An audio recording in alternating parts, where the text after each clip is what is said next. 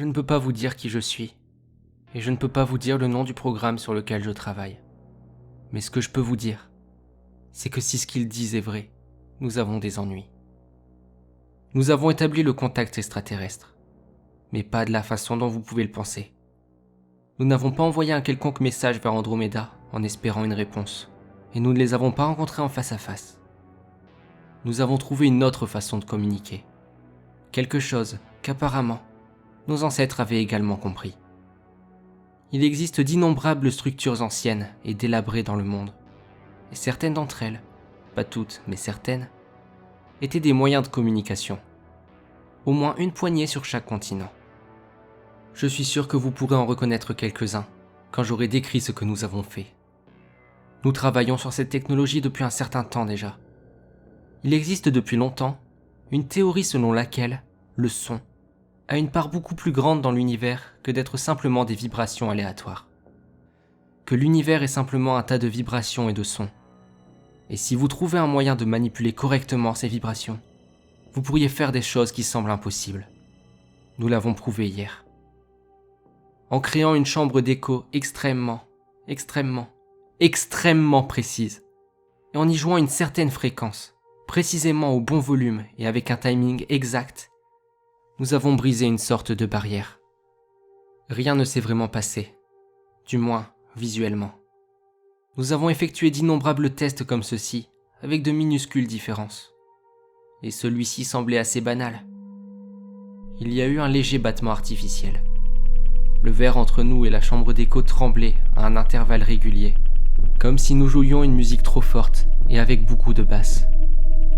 La première chose qui nous a fait savoir que quelque chose se passait, c'est qu'une fois que nous avons éteint les haut-parleurs, le son ne s'est pas arrêté. Mes 3 collègues de travail et moi-même pouvions tous ressentir ce battement dans nos cages thoraciques. C'était un peu comme se tenir à côté d'un tambour très puissant. Nous avons parlé un instant, avant de tous nous taire. Il y avait autre chose maintenant. Ce n'était pas une voix, c'était une sorte de vibration intelligible. Je ne peux pas l'expliquer.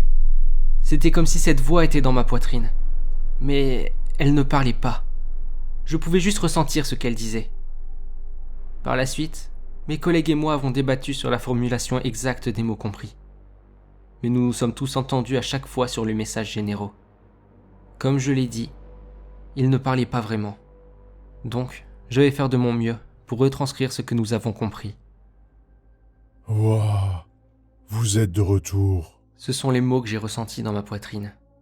Mes collègues et moi nous sommes regardés dans une confusion totale. L'une d'elles a pris la parole. Bonjour. A-t-elle demandé avec hésitation. Il y eut un silence pendant un moment, avant que le battement ne reprenne. Je pense que je l'ai réglé maintenant. Pouvez-vous répéter? Bonjour, ai-je répété à la place de l'autre scientifique. Oui, ça y est. A-t-il dit rapidement. Vous avez compris à nouveau. C'est fou. Ce n'était pas comme ça que j'imaginais que la première conversation humain-extraterrestre allait se passer. À ce stade, je n'étais même pas sûr que c'était le premier contact. Qui est-ce? Qu'est-ce qu'il se passe? Demandai-je bruyamment dans le vide de notre salle de contrôle. Je ne sais pas si j'ai le droit de vous donner ces détails, comme qui nous sommes. Mais ceci, c'est la forme ultime de communication dans notre univers. Vos ancêtres l'ont également compris, brièvement. Avec une déduction rapide sur la façon dont ils formulaient les choses, je pense que chacun de nous avait compris que ce à quoi nous parlions était extraterrestre.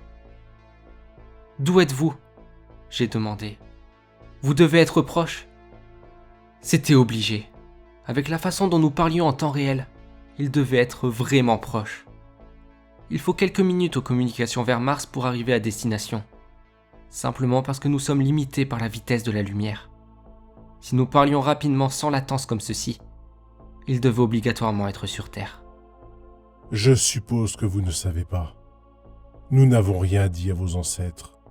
Nous ne pensions pas qu'ils pourraient comprendre. Laissez-moi faire quelques calculs rapides. Il a fallu attendre environ 1 minute avant qu'il ne reprenne la parole. Ce que vous voyez comme votre univers observable, ce n'est pas l'univers entier. C'en est même loin. Multipliez votre univers observable par 15 environ, et le résultat est approximativement la distance à laquelle nous sommes de vous. Et l'univers s'étend encore bien plus loin. Nous nous sommes tous regardés. Cette chose nous racontait des conneries. C'était impossible. Cette communication était impossible. Jamais, physiquement, nous ne pourrions réaliser une telle prouesse. Nous l'avons expliqué à la voix qui résonnait en nous. Nous avons été confrontés à un niveau de confusion égal. Pourquoi utilisez-vous encore la lumière, communauté ? Demanda-t-il incrédule. Soudain, sa voix devint légèrement désagréable. Vous n'êtes pas encore assez avancé. Vous ne savez même pas. Qu'est-ce que nous ne savons pas? Une de mes amies a-t-elle demandé. Vous êtes situé au centre de la zone morte, dans l'abîme de la vie. Il n'y a de vie sur aucune planète autour de vous, et ce, à plus de 10 de vos univers observables autour de vous, dans n'importe quelle direction.